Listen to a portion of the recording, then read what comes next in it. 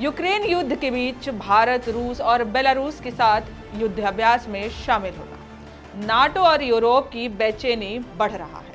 नमस्कार, मैं हूं आपके साथ गरिमा शर्मा और आप देख रहे हैं India.com। जापद 2025 नाम के इस मिलिट्री ड्रिल में इंडियन आर्मी की मौजूदगी ने पश्चिमी देशों को सोचने पर मजबूर कर दिया है। रूस और बेलारूस की संयुक्त सेना के साथ भारत ने अपने सैनिक जापद 2025 अभ्यास में भेजे हैं।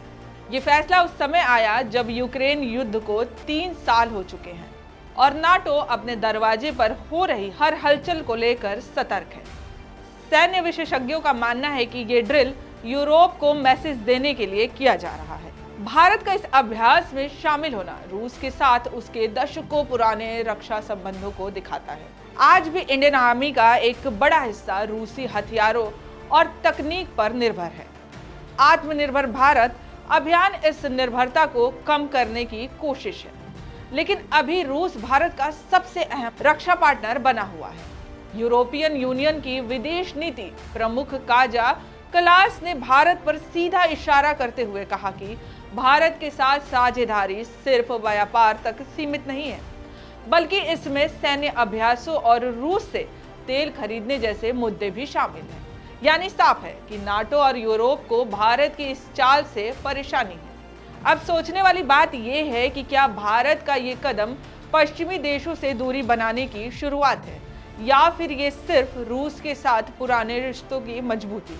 इधर अमेरिका भी पीछे नहीं रहा। उसने भी साफ किया है कि उसने अपने सैन्य प्रतिनिधियों को रूस और बेलारूस ड्रिल का निरीक्षण करने के लिए भेजा है। 3 साल पहले रूस द्वारा यूक्रेन पर हमला करने के बाद पहला बड़ा अभ्यास है जिसे अमेरिका ने इतनी नजदीकी से देखा। ट्रेड और टैरिफ को लेकर भारत और अमेरिका के बीच टकराव के बावजूद भारत ने अपना रुख कड़ा रखा है। भारत सरकार ने न तो अमेरिका के दबाव में आकर जवाबी कार्रवाई की, न ही रिश्तों को बिगड़ने दिया। यानी भारत अपनी डिप्लोमेसी को बहुत बैलेंस तरीके से खेल रहा है।